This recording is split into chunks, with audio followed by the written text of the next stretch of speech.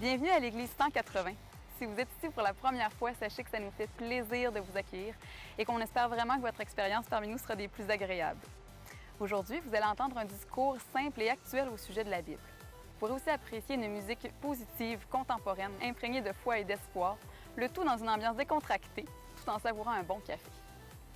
Les dimanches matins, nous offrons aussi un service à l'enfance afin que vos enfants aient du plaisir, soient en sécurité et que vous ayez l'esprit tranquille tout au long de l'événement. Pour ne rien manquer, suivez-nous sur notre page Facebook ou visitez notre site Web. Au nom de toute l'équipe de l'Église 180, bonne rencontre!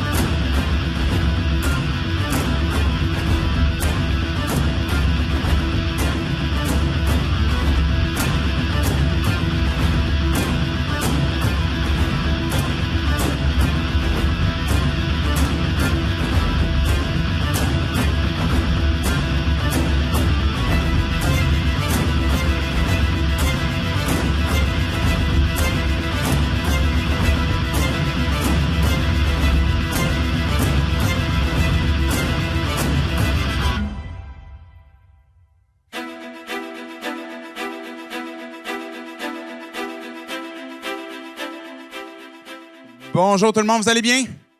Oui, bienvenue à 180, pas 21. Bienvenue dans notre formule cafétéria aussi. Comme vous avez pu voir, là, on va être quelques dimanches. On est vers la fin de la session au cégep. On a quelques dimanches qui vont être ici. Donc, pour ne pas vous méprenez, donc on va avoir quelques déplacements dans les prochains dimanches. Mais bienvenue à cette dernière de la série Encre rouge. Je ne sais pas si vous avez eu l'occasion de voir plusieurs des discours, d'entendre plusieurs des discours. Ce matin, on voit ce dernier dimanche, une dernière parabole.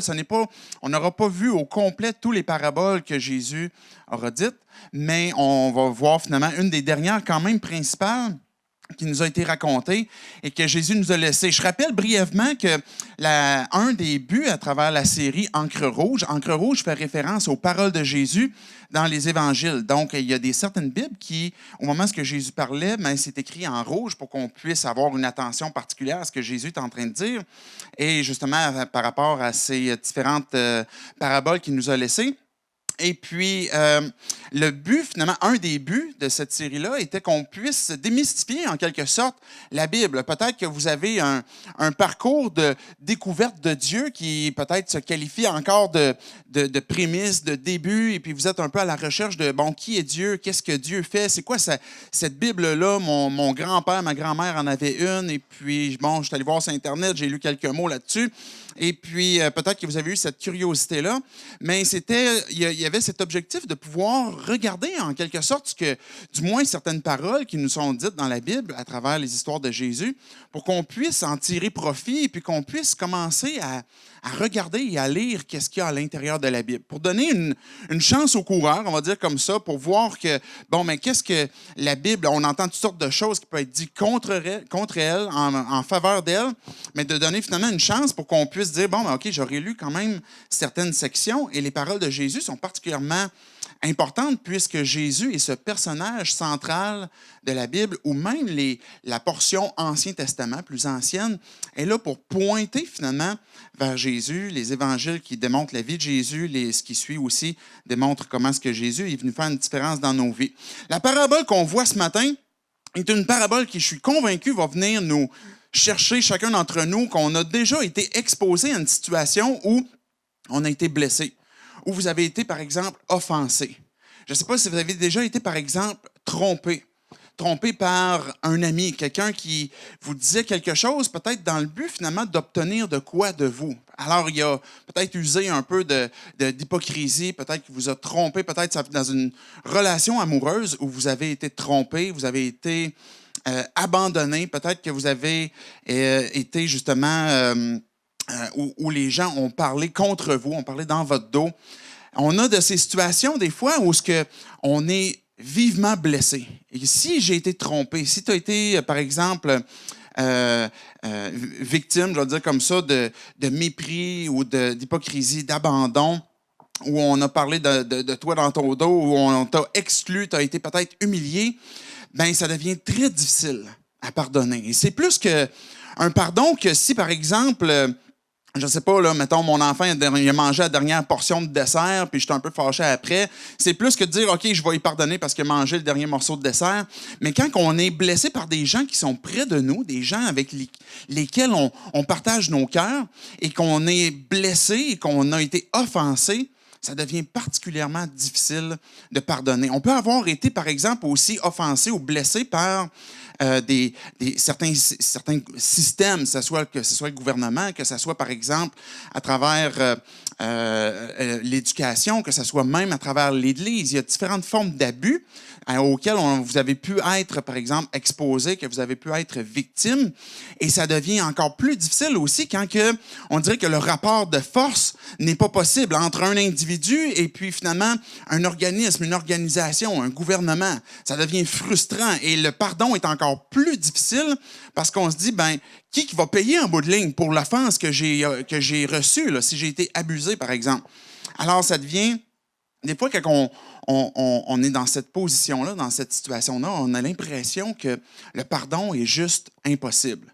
Que de pardonner, c'est une chose impossible à accorder dans certaines situations où on a été vivement blessé. Je me souviens d'un homme, à un moment donné, je me souviens plus, j'ai raconté déjà cette histoire-là. C'était un homme estimé qui était venu parler à une conférence où il y avait plusieurs pasteurs, personnes en charge d'église, et puis cette personne-là l'était lui-même. Il racontait une situation où il a été blessé par des gens dans son conseil, vivement, et puis ces personnes-là avaient même attaqué sa femme, qui attaquait au sens avec des mots et puis avec beaucoup de mépris. Et sa femme qui était dans une position qui vivait un cancer, qui vivait une situation difficile. Et cet homme-là, il dit devant nous, à cette époque-là, je les aurais tous tués. Et là, j'étais, hein? Je regardais les gens à côté de moi, il a-tu dit ça? Il a-tu dit qu'ils auraient tous tués? Il me semble que c'est un peu intense. Puis en même temps, je n'ai pas vécu sa situation. Mais le sentiment qui peut nous habiter, et je me souviens d'une personne qui pendant plusieurs temps m'avait fait du mal. Et puis quand on s'est réconcilié, puis la personne m'a demandé pardon, mais c'est un peu ce que je lui ai dit. Là, je t'aurais fait la peau à petite cuillère là, à un certain moment donné. Là. Et on vit cette souffrance-là, cette douleur-là. Et le pardon, en certaines circonstances, comme je viens de mentionner, peut-être que vous le vivez maintenant actuellement, vous avez une situation dans vos têtes qui apparaît où vous avez l'impression que c'est juste impossible. Et Jésus, dans cette parabole qu'il s'apprête à nous raconter, ben, est en train d'expliquer à ses disciples, à des gens qui sont là, que c'est important de pardonner. Et puis, il raconte que si quelqu'un, par exemple, fait une faute contre toi, fait une offense, fait un péché contre toi, Jésus va expliquer, mais va entre toi et lui seul, et puis essaye de régler la chose comme ça, tout simplement entre vous deux. Sinon, amène 2, 3 témoins, puis après ça, il va expliquer le processus. Et tout de suite après, Pierre, il arrive avec une question, puis il dit, mais Jésus, dans le fond, là, est-ce qu'il faudrait que j'aille pardonner comme jusqu'à 7 fois la personne qui fait une offense, un péché contre moi? Et là, Jésus va répondre, tu sais, Pierre, en fait, c'est pas mal plus que ça. Parce que tu devrais aller jusqu'à 70 fois, 7 fois. Et là, Jésus va poursuivre avec sa parabole. Sa formulation à Jésus est un peu bizarre. Pourquoi est-ce qu'il nous donne une mathématique comme pour calculer ce qu'on doit faire comme pardon dans une même journée? Et puis ça arrive à quoi? Jésus est en train de faire référence à un désir de vengeance. Si on recule dans la Genèse, par exemple, dans la Bible, à un moment donné, il y avait Caïn qui avait tué son frère et Dieu dit, ben, si quelqu'un tue Caïn, il va être vengé 7 fois. Mais à un moment donné, Caïn, lui qui a eu des enfants, à un moment donné, il y a eu Lémec. Et puis Lémec, lui, il avait tué lui aussi quelqu'un. Et puis, on ne sait pas trop l'histoire, mais il avait tué une personne puis un enfant. Et puis là, il a dit à ses femmes, il dit, là, écoutez-moi bien, Caïn, lui, il allait être vengé 7 fois. Moi, je vais être vengé 70 fois. Et les mecs avaient cette prétention que à cause de lui, on devait comme le venger 10 fois plus que son propre père. Le pardon, son opposé, c'est la vengeance. Quand on est offensé, ce qu'on a envie de faire, c'est de se venger. Quand Jésus est en train de dire 70 fois, 7 fois que tu vas pardonner, c'est justement pour montrer que c'est pas le contraire du pardon que tu vas faire, de te venger, mais tu vas pardonner aussi souvent que nécessaire, aussi souvent que la personne va te faire une offense, tu vas pardonner. Parce que ce que Dieu dit, c'est « à moi la vengeance, à moi la rétribution ». Et moi, ce que je vous demande, c'est de pardonner. Mais comment ça se fait que Dieu nous demande quelque chose qui nous semble impossible, dépendamment de la situation dans laquelle on a été placé? Ce que Jésus nous dit, et il nous l'avait enseigné dans le Sermon sur la montagne, de tendre l'autre joue, plutôt que de répliquer et puis de se venger, mais de tendre l'autre joue et de se rendre finalement disponible à ne pas répliquer, mais au pardon. J'aimerais tout simplement qu'on puisse prier, qu'on puisse demander à Dieu qu'il puisse venir parler à nos cœurs, chacun d'entre nous, pour qu'il puisse venir nous adresser ce qu'on a besoin de comprendre pour nous aujourd'hui, et qu'on puisse mettre en pratique cette parole-là que Jésus nous a laissée. Fait que prions tout simplement. Dieu, on veut te dire qu'on veut s'arrêter ce matin pour regarder ton histoire, regarder cette parabole que tu nous as laissée, regarder cette leçon que tu nous laisses à travers la parabole de cet homme qui ne voulait pas pardonner, pour qu'on puisse comprendre et puis la mettre en pratique dans nos vies. Je te prie qu'avec ton esprit, que tu puisses venir nous encourager, nous motiver, nous donner la force nécessaire de ne pas s'arrêter à juste quelque chose qui nous dérange, qui nous frustre, qui nous rend insatisfaits, mais d'ouvrir notre esprit pour qu'on puisse justement te suivre par la puissance de ton esprit. C'est dans le nom de ton Fils Jésus compris. Amen. Donc, vous êtes prêts? On va lire cette parabole dans Matthieu 18. C'est les versets 23 à 35. Donc, vous pouvez suivre si vous avez une application, par exemple, ou une Bible, fait peut-être un petit peu noir pour ouvrir une Bible papier. Sinon, vous les avez aussi à l'avant. Je vous lis l'histoire, mais après ça, on va regarder l'explication brève de cette histoire. C'est pourquoi le royaume des cieux ressemble à un roi qui voulut régler ses comptes avec ses serviteurs. Quand il se mit à l'œuvre, on lui amena un qui devait 10 000 sacs d'argent. Comme il n'avait pas de quoi payer, son maître ordonna de le vendre, lui, sa femme et ses enfants, et tout ce qu'il avait, afin d'être remboursé de cette dette. Le serviteur se jeta par terre, se prosternant devant lui, il disait, « Seigneur, prends patience envers moi, et je te paierai le tout. » Alors, rempli de compassion, le maître de ce serviteur le laissa partir et lui remit la dette. Une fois sorti, ce serviteur rencontra un de ses compagnons qui lui devait 100 pièces d'argent. Il l'attrapa à la gorge et se mit à l'étrangler en disant « Paie ce que tu me dois !» Son compagnon tomba à ses pieds en le suppliant « Prends patience envers moi et je te paierai. » Mais l'autre ne voulut pas et alla le faire jeter en prison jusqu'à ce qu'il ait payé ce qu'il devait.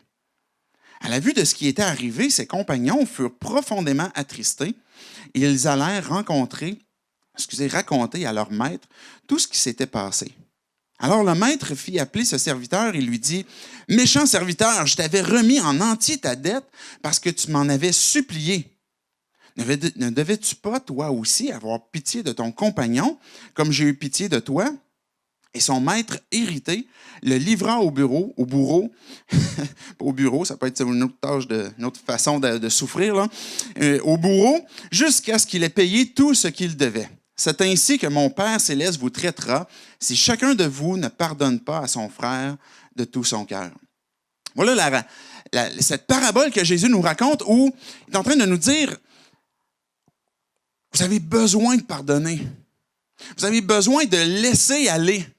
Le mot pardonner, littéralement, on aurait pu le traduire comme délier, relâcher, laisser aller. Quand, par exemple, une personne nous fait une offense, on peut imaginer comme si, par exemple, on attache cette personne-là, on la tient par les mains, puis on essaye de la garder en laisse. Et puis on essaye, puis évidemment, c'est tout le temps dans nos pensées, dans nos cœurs. Et puis là, on en veut à la personne ou à l'organisation, ou l'organisme, la personne qui nous a fait du mal, et on la garde en laisse, puis on ne la laisse pas aller.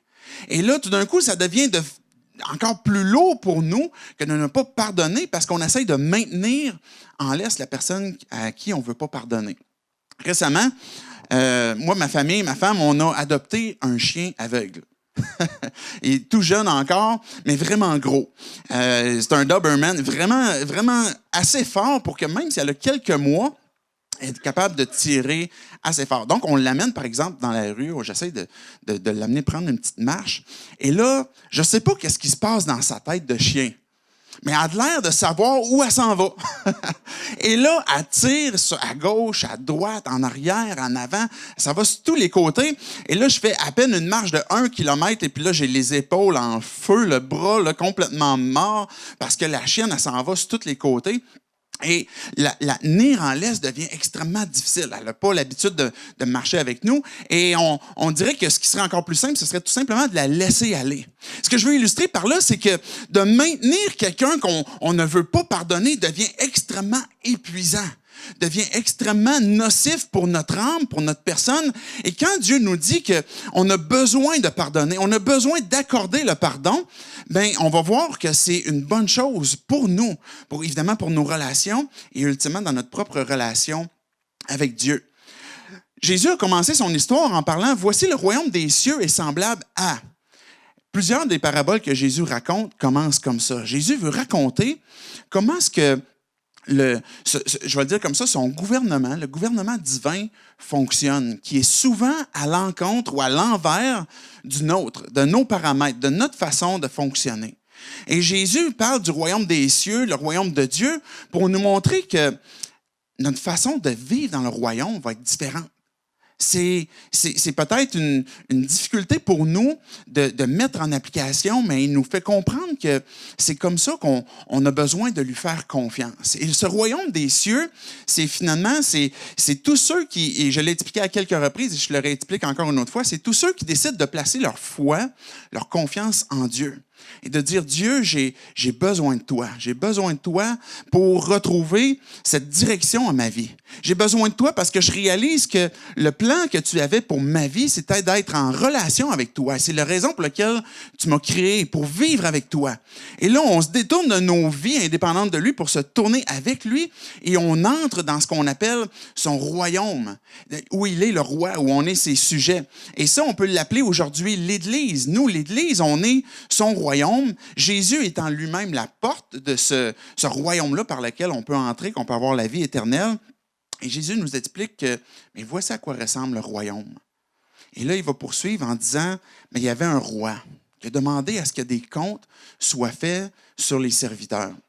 Et les principaux personnages sont particulièrement 3 personnes. Le roi, un serviteur qui devait une dette énorme et un autre serviteur qui avait une toute petite dette. Le serviteur que le roi a fait appeler, il devait 10 000 sacs d'argent. Une autre traduction appelle ça des talents. Je ne sais pas si vous vous souvenez de la parabole des talents, mais j'avais expliqué qu'est-ce que ça valait à l'époque. Un talent, qui était une unité de mesure pour peser, par exemple, l'argent, ça équivalait à peu près à 25 années de travail pour un talent. Mais le gars, il en doit 10 000. Fait que je me suis amusé à calculer, c'est à peu près 250 000 années de travail. Fait que c'est sûr qu'il ne peut pas rembourser. Et si Jésus emploie cette illustration-là, c'est pas pour juste comme, c'est tellement gros qu'on décroche, là. C'est juste comme Jésus t'a trop exagéré. Mais Jésus veut illustrer quand même une réalité. Et c'est ça le but des paraboles, c'est de nous faire comprendre que les réalités spirituelles, comment est-ce qu'on peut les comprendre à nos images ici sur Terre pour savoir, par exemple, ma dette que j'ai par rapport à Dieu. Parce que ce serviteur-là, qui a une dette énorme devant Dieu, on voit dans les relations, en passant, premièrement, une relation entre le serviteur et le roi. Et le roi, on peut l'associer, pour illustrer la parabole, mais à Dieu. Et ce premier serviteur-là, on peut s'associer à lui, où ce que chacun d'entre nous, on a à rendre compte à Dieu. On aura à parler un jour avec Dieu. On aura un jour à rendre compte de qu'est-ce qu'on doit à Dieu. Et cette dette-là illustre pas tant de l'argent que j'ai dépensé, que Dieu m'a prêté, mais plutôt quand que le roi libère de la dette la personne, le serviteur, c'est l'image de Dieu qui nous libère de nos péchés, de la dette de nos péchés, qui nous libère à partir du moment où on place notre foi en Jésus, et je vais expliquer brièvement tantôt, mais que Jésus a payé le prix finalement pour notre dette, bien qu'on peut finalement être en relation avec lui. Donc, la dette que ce serviteur-là, auquel on peut s'associer, a envers le roi est immense. Et si Jésus la met si grande, c'est pour montrer que c'est tout simplement impossible à rembourser. Vous ne pourrez jamais travailler toute votre vie à faire suffisamment de bonnes œuvres pour vous racheter du mal qu'on a fait devant Dieu. De tout simplement même notre orgueil à dire « Dieu, je veux rien savoir de toi », parce que c'est toute notre position, chacun d'entre nous. À partir du moment où on s'intéresse à Dieu, on tend tranquillement à l'oreille, mais on est encore rebelle à Dieu. On est encore dans un mode de vie où on dit « Dieu, je vais vivre sans toi, puis je vais faire ce que je veux, parce que je suis le maître de ma vie ». Et ce que Dieu nous fait comprendre, c'est que la dette qu'on lui doit, elle est immense. Et la dette qu'on lui doit, aujourd'hui, on ne peut pas la baisser même en bas de ce que Dieu a payé pour pouvoir nous affranchir de cette dette-là. Et le prix que Dieu a payé pour nous affranchir de cette dette-là, c'est la vie de son Fils. Donc, le Père qui a donné par amour son Fils pour nos vies, c'est le prix que notre dette valait envers lui, qu'on ne pourra jamais rembourser, mais qu'on peut tout simplement faire comme ce que ce serviteur-là a fait. Quand il a compris le fardeau, quand il a compris la conséquence de la dette qu'il avait envers le roi, il s'est jeté à ses pieds. Puis il a dit, « Je te supplie, délivre-moi, vends-moi pas, sauve ma famille, je ne veux pas qu'on soit vendu de tous les côtés. » Et le serviteur s'est mis à supplier. Et regardez, je vais relire le verset 27, je ne sais pas si on va le retrouver, mais la phrase est assez courte. « Rempli de compassion. » Jésus, à travers cette illustration-là, est en train de parler de ce roi rempli de compassion. Le maître de ce serviteur le laissa partir et lui remit la dette. Il lui a remis la dette. Et parce qu'il était rempli de compassion. Et cette conséquence qu'on a par rapport à Dieu, mais la Bible a dit que le salaire du péché, c'est la mort. Le salaire du mal, la raison ce qu'on va obtenir en mérite à cause du mal qu'on a envers Dieu, ben c'est la séparation d'avec lui, c'est la mort. Et Dieu étant rempli de compassion envers nous, veut nous affranchir de cette dette-là. Il veut que cette dette-là puisse nous être remise. Mais pour ça, on a besoin de comprendre que Dieu pardonne. Et quand que je comprends que Dieu veut pardonner, que Dieu veut me libérer de cette dette-là, que Dieu veut que je puisse être complètement affranchi de la dette que j'ai envers lui, ben, je suis en train tranquillement de goûter la première étape de qu'est-ce que c'est le pardon. Dans des situations difficiles de nos vies, ben, je disais tantôt, c'est pratiquement impossible de pardonner. Et Dieu nous demande de pardonner. On a l'impression que Dieu nous demande de faire quelque chose d'impossible, mais ce que Dieu nous demande en commençant, c'est « regarde à moi ». Regarde premièrement ta vie par rapport à moi. Regarde par exemple ta dette que toi-même tu as envers moi. Regarde l'incapacité que tu auras toute ta vie à vouloir me rembourser. Tu peux juste pas le faire. Mais je veux te pardonner. Mais pour ça, on a besoin de venir au pied de Dieu, au pied de Jésus et dire « Pardonne-moi, je te supplie, affranchis-moi, libère-moi de cette dette que j'ai envers toi, du prix de mon péché que d'être séparé de toi. » Et Dieu va le faire. Ce n'est pas une question de combien de temps je vais le supplier, combien de temps, avec beaucoup de souffrance, je vais lui montrer que je veux être affranchi de ma dette. Mais c'est tout simplement de venir devant Dieu et de dire « Dieu, je reconnais que j'ai cette dette-là devant toi, que j'ai été créé pour vivre avec toi et que je veux être pardonné. » Pour être capable d'exprimer ce pardon-là, on a besoin, premièrement, d'y goûter. Et si vous dites, ben moi, là où je suis rendu dans ma découverte avec Dieu, j'y ai goûté parce que je lui ai donné ma vie, j'ai reçu la sienne, j'ai décidé de placer ma confiance en lui. Mais il y a quand même un élément qui doit se renouveler dans ce souvenir que Dieu a eu envers nous pour nous pardonner. Et la suite de la parabole nous démontre que la compassion que le roi a eue envers le serviteur aurait dû transformer le cœur de cet homme-là pour interagir avec les autres, avec lui. C'est tout clair ce que je viens de dire? La façon que le roi a traité le serviteur devrait transformer la façon que ce serviteur-là va traiter ses chums. C'est-tu plus clair? La compassion de Dieu me transforme. Et quand, par exemple, Jésus raconte l'histoire, il va dire que ce serviteur-là, une fois sorti, verset 28, ce serviteur rencontra un de ses compagnons qui lui devait 100 pièces d'argent. La dette, elle est minime. 100 pièces d'argent, c'était quelques jours de travail. C'était pas une année, là. C'était quelques jours de travail. Lui, il devait 250 000 années de travail. Et puis, ce gars-là, il devait même pas une année, là, peut-être 100 jours, dépendamment de comment ils étaient payés. Là. Mais ce gars-là, il avait une toute petite dette. Et puis là, il est en train de sortir, il est libéré, il est heureux d'être content, il est complètement libre de la dette que le roi vient de lui accorder. Et il croise finalement son chum, puis il l'accroche par le cou, puis il lui dit maintenant, donne-moi mon 100 pièces. Tu me dois 100 pièces, donne-moi-le maintenant. Et puis là, le gars, là, écoute, aie pitié de moi, là, je ne l'ai pas, là. Je vais travailler, puis donne-moi du temps, puis je vais te rembourser. Et le premier serviteur, il dit non, je vais t'envoyer en prison, puis tu vas travailler, moi, je vais t'envoyer au bourreau, et puis tu vas me rembourser. Et il n'a appliqué aucune compassion envers son ami. Ce que cette parabole-là nous rappelle, parce que le roi lui a dit finalement plus tard, quand que le premier serviteur qui avait été affranchi de la grande dette est rappelé devant le maître lui fit appeler ce serviteur et lui dit « Méchant serviteur, je t'avais remis en entier ta dette parce que tu m'en avais supplié. Ne devais-tu pas toi aussi avoir pitié de ton compagnon comme j'ai eu pitié de toi? » Le maître, il pose la question, puis on comprend que c'est Dieu qui nous pose la question, mais comment ça se fait que tu n'appliques pas ce que je t'ai appliqué? Comment ça se fait que la compassion que j'ai eue pour toi, tu ne l'appliques pas pour la personne qui t'a fait une offense? Et les offenses qu'on est victime, aussi blessantes que ça puisse être, aussi profond que ça puisse être, Dieu nous interpelle à pardonne. Tu as besoin de pardonner.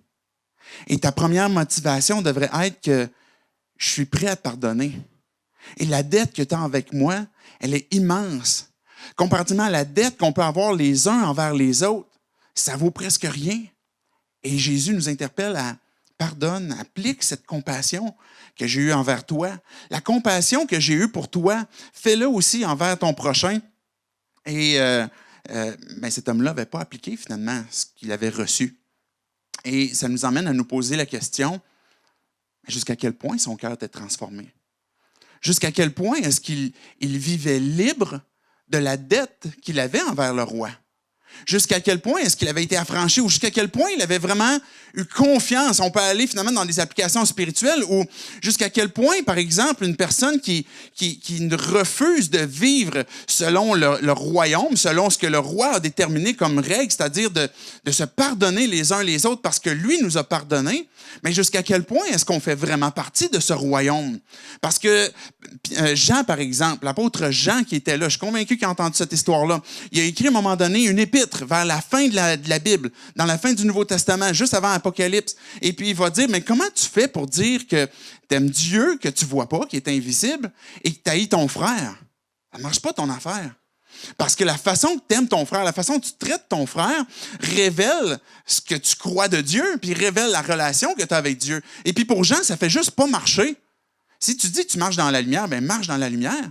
Mais si tu haïs ton frère, puis tu dis que tu marches dans la lumière, bien dans le fond, tu es dans les ténèbres.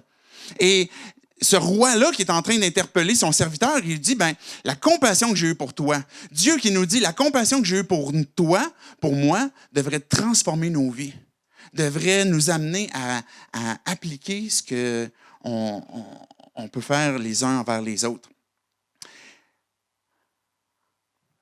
La dernière partie de l'histoire nous révèle les attentes que Dieu a par rapport au pardon. Les attentes divines sont élevées par rapport au pardon. On a besoin, évidemment, de Dieu pour être capable de pardonner dans des situations où on a l'impression qu'on ne sera juste pas capable. De se rappeler comment est-ce que Dieu nous a pardonné. De se laisser transformer et toucher dans notre cœur, dans notre âme, dans nos pensées pour dire « J'ai tellement reçu, j'ai tellement été pardonné. comment je peux retenir quelqu'un qui a péché contre moi? Comment je peux pardonner continuellement la personne qui fait le même mal envers moi? Ce que Dieu nous demande, il l'applique pour lui. Dieu n'a pas deux poids, deux mesures. Que si, par nos propres vies, même si je suis en relation avec lui, puis je suis dans ma démarche avec Dieu, où je peux dire, je suis son enfant, je le suis avec confiance, avec foi, mais malgré ça, on va savoir que pour chacune de nos vies, si on s'identifie même comme enfant de Dieu, qu'on continue de pécher. On continue de faire des choses que Dieu nous dit, arrête de faire cette chose-là, et qu'on sait qu'on va reprendre et recommencer. Et Dieu, quand on lui confesse, quand on vient devant lui, ce que Jean il nous dit aussi dans son épître, c'est qu'il est fidèle et juste pour nous pardonner. Dieu ne va jamais manquer de renouveler cette marche avec nous, où ce qu'on va dire, Dieu, je veux te suivre, j'ai encore à choper, j'ai encore manqué, mais je veux continuer de te suivre, je veux m'engager à vivre avec toi. J'ai besoin de ta grâce, j'ai besoin de ta puissance, parce qu'il y a des choses dans ma vie que je n'ai pas encore la victoire, et il faut que ce soit toi qui me donne cette victoire-là. Mais quand on est dans cette démarche-là, Dieu est en train de prouver qu'il va pardonner 70 fois, 7 fois. Il va continuellement nous pardonner parce que dans sa nature, Dieu, il est fidèle. Et Dieu n'agit pas contre sa nature. Que quand moi je suis infidèle, lui demeure fidèle. Quand moi je manque à ma persévérance, Dieu ne m'abandonne pas. Mais il peut me rappeler, il peut me ramener et puis je dois revenir à lui aussi. Et la dernière partie du texte, finalement, c'est ainsi que mon Père céleste vous traitera, que Jésus disait à la fin, où il a pris cet homme-là, qu'il l'a livré au bourreau, pas qu'il a été vendu finalement, mais il a été livré au bourreau pour qu'il paye sa dette. Puis on comprend bien que ce gars-là, il ne payera jamais de tout son vivant la dette en entier qu'il devait donner. Et c'est pour ça que je disais qu'on peut questionner sérieusement comment est-ce que sa propre vie, son cœur avait été transformé, la façon qu'il avait traité son prochain. Mais Jésus termine en disant, l'attente de mon Père, elle est très élevée à la façon que vous allez vous traiter les uns des autres. La façon que tu as reçu, la façon que tu conçois le pardon que moi je t'accorde, il va se transposer dans la façon de pardonner ton prochain et les attentes de mon Père seront très élevées. Et si chacun de vous ne pardonne pas à son frère de tout son cœur, que Jésus concluait. Le pardon, c'est un pas de foi. Le pardon, selon ce que la Bible dit, selon ce que cette histoire nous est racontée par Jésus, est un pas de foi. Est une forme de confiance qu'on va placer en Dieu. Une confiance, un pas de foi où, premièrement, je vais croire que Dieu existe. Mais non seulement croire que Dieu existe, mais que Dieu s'intéresse à nos vies. Parce qu'à la limite, je pourrais dire, oh, oui, OK, je crois qu'il y a un Dieu qui existe quelque part, mais jusqu'à quel point il s'intéresse à chacun d'entre nous? Jusqu'à quel point est-ce que Dieu s'intéresse aux injustices que je peux vivre? Jusqu'à quel point est-ce que Dieu a vu la personne qui a eu une offense envers moi? Jusqu'à quel point Dieu a vu puis il est concerné par l'abus dans lequel j'ai subi depuis plusieurs années? Et d'avoir la foi, un pas de foi, de dire si je pardonne, je crois que Dieu existe, mais je crois que Dieu s'intéresse à ma vie aussi. Et je crois que Dieu est juste. Et ce pas de foi-là s'applique finalement adéquatement selon Dieu dans sa justice. Et c'est un pas de foi pour dire, Dieu, je t'abandonne cette situation-là. Parce que ce que tu me demandes de faire, c'est de ne pas me venger. Parce que quand on a une offense, naturellement, ce qu'on va faire, c'est de vouloir se venger, qui est le contraire que de pardonner. Et Jésus nous dit, la vengeance appartient à Dieu. Et ce que je vous demande, c'est de pardonner. Et pour ça, ça demande de la confiance. Dire, Dieu, j'ai été blessé, j'ai été offensé, mais je choisis de pardonner parce que je sais que tu es sensible à ma vie, parce que je sais que tu vois ce que je vis. Je sais que tu vois la souffrance que j'ai présentement. Et Dieu, je te fais confiance que tu es juste, que tu vas intervenir adéquatement selon ce que tu veux. Et si je n'ai pas cette foi-là, en un Dieu, par exemple, en un Dieu intéressé, en un Dieu juste, mais notre foi va être placée en d'autres choses. En un système de justice humaine, par exemple, Un système humain où ce que la justice devrait me rendre des comptes, devrait pouvoir me venger. Et ça ne veut pas dire que notre système de justice est complètement mauvais, parce que Dieu l'a instauré pour qu'on puisse évidemment s'y appliquer. Mais en même temps, on va constamment avoir une frustration si j'ai été victime, puis j'ai l'impression que la justice n'est pas rendue. Et j'ai de la difficulté là, à pardonner. Parce que j'aimerais avoir la confiance qu'à quelque part, ce que j'ai reçu comme offense va pouvoir finalement être payé quelque part. Et on va avoir une profonde insatisfaction, peut-être une profonde colère, un désir de vengeance. Et devinez pourquoi est-ce que c'est si populaire, les films de justiciers? Hein? Ça vient refléter quelque part notre fantasme de « on va me faire justice à quelque part ». Quand on finit le film, on se voit tous comme « ouais, moi je suis Batman ». Ouais, je suis Superman, puis moi, je vais rendre justice. Puis on a ce fantasme en dedans où que la justice va être rendue là, dans Gotham, et puis ou peu importe où ce que ce serait. Et puis là, la Ligue des justiciers, yes, enfin! Mais on a besoin d'avoir confiance en quelque chose qui va rendre la dette qui nous a été prise. Et ce que Dieu nous interpelle, c'est « fais-moi confiance. Faites-moi confiance. Pardonne 70 fois, 7 fois. Et vis libre, vis léger. Arrête de faire des ulcères d'estomac. Arrête de faire pousser un cancer parce que t'es amer. Mais vis libre et abandonne-moi cette confiance, cette offense en me faisant confiance parce que je m'intéresse à ta vie. Je m'intéresse à ce que tu vis. Et puis, pardonne. Et dans un monde idéal, on veut pouvoir avoir cette conversation avec la personne qui nous a offensés. Ou comme Jésus le disait dans le contexte que je racontais, si quelqu'un m'a offensé, je vais aller la voir et puis je vais parler, on va régler ça entre nous deux à une juste proportion selon l'offense qui m'a été donnée. Parce que quand Jésus nous dit, si tu te fais frapper sur une joue, tends l'autre joue, c'est parce qu'on sait pertinemment, et je le dis régulièrement, que si on se fait frapper sur une joue, c'est clair qu'on y claque les deux joues. Vous me suivez? C'est ça qu'on fait naturellement. Donc, Jésus est en train de nous dire, fais-moi confiance. Et puis, abandonne-moi ta colère, abandonne-moi cette offense si cette situation ne peut pas se régler. Et je vais inviter les musiciens à s'avancer pour la conclusion. Mais Jésus nous a laissé un exemple parfait. Et au moment qu'il est en train de raconter cette histoire-là, Jésus s'en va tranquillement, on était dans Matthieu 18, et puis tranquillement plus tard dans son ministère, on arrive à un point où Jésus va nous montrer son propre exemple. En fait, même un peu avant, il y avait des gars qui étaient allés voir Jésus et il a dit « Jésus, apprends-nous à prier. » Alors Jésus a dit « Oui, OK. Commencez par notre Père, qui est aux cieux, que ton nom soit sanctifié. » Et puis là, on la connaît, cette prière-là. Là. Peut-être pas tous les mots par cœur, mais on sait, on a déjà entendu ça quelque part. Et Jésus va expliquer une prière. Voici comment vous pourriez prier. L'idée, ce n'est pas tant de tout prendre les mots mot à mot et puis de les dire dans une formule magique, mais de comprendre le sens qui est donné.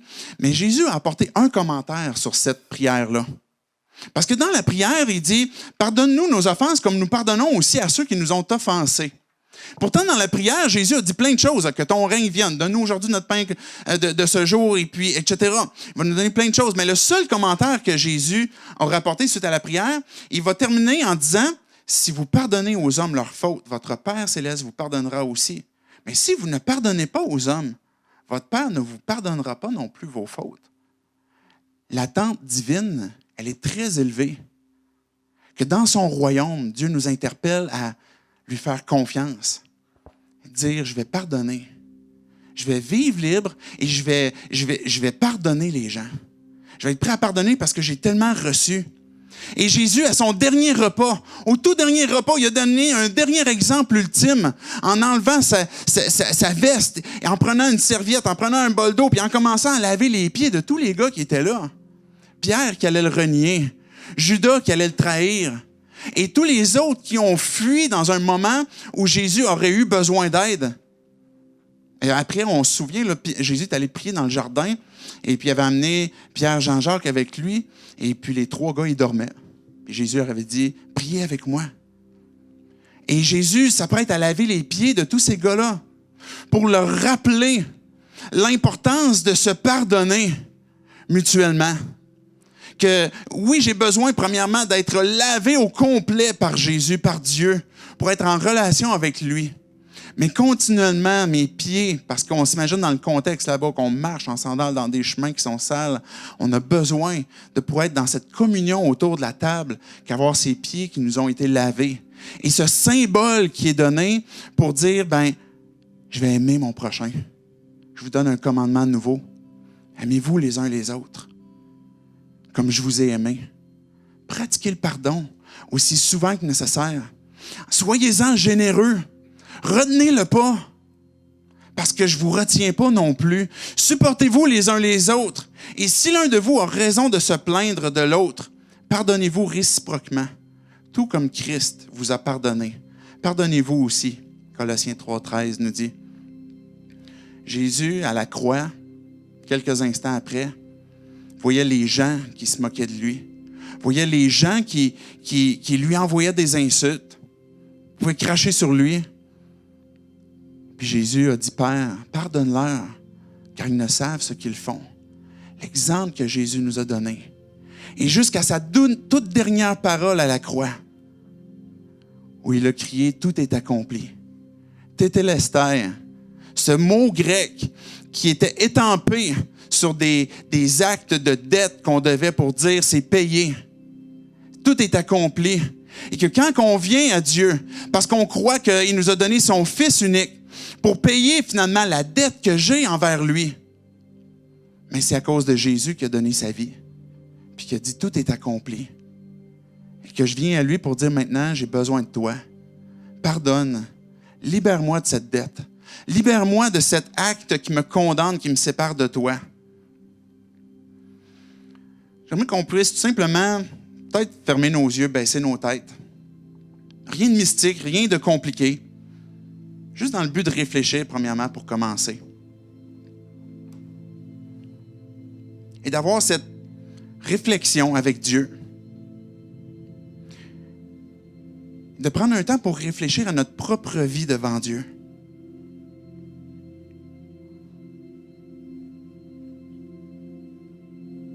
Et pas dans le but de s'infliger toutes sortes de tourments, toutes sortes de souffrances. Mais se rappeler de qu'est-ce que Dieu nous a pardonné. De quelle dette est-ce que Dieu veut me libérer peut-être ce matin? De mon orgueil, mon arrogance, mon infidélité, mon indifférence.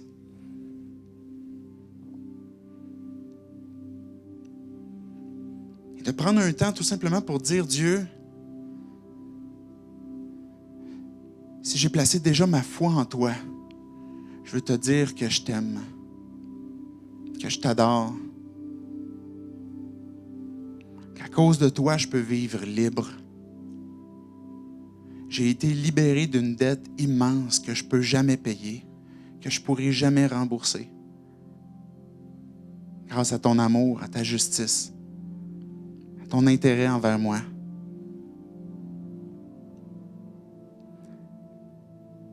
Rappelle-moi cette compassion, Dieu, que tu sois continuellement envers moi. Cette compassion qui se renouvelle, cette bonté qui se renouvelle à chaque jour.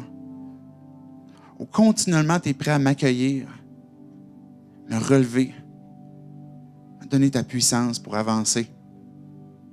Et que si on est ici ce matin et qu'on n'a jamais placé notre foi en Dieu, de pouvoir dire ces mêmes paroles pour dire, Dieu, je te demande pardon. Je te supplie, comme ce serviteur, de me libérer de ma dette que je ne pourrai jamais te rembourser.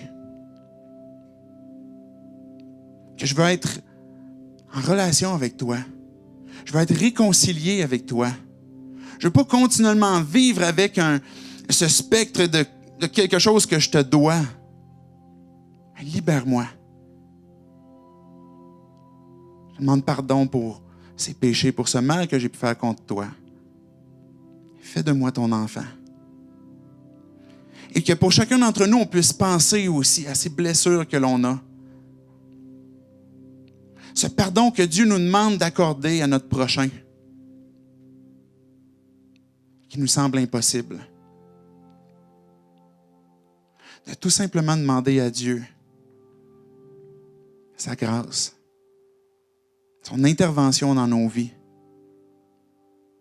qu'il puisse opérer une transformation dans nos cœurs, dans nos pensées, pour qu'on puisse laisser aller, qu'on puisse pardonner de tout notre cœur, comme ce que Jésus, tu nous l'as enseigné. Et qu'ultimement, Dieu, tu puisses être glorifié, que tu puisses être élevé par nos vies, qui finalement reflète ton royaume, qui reflète qui tu es, Jésus, toi qui es notre roi, le roi des rois, celui qu'on veut célébrer, qu'on veut adorer, qu'on veut honorer, qu'on veut élever, qu'on veut proclamer. Tu es notre Sauveur, notre Seigneur. Et c'est en ton nom qu'on prie ces choses. Amen.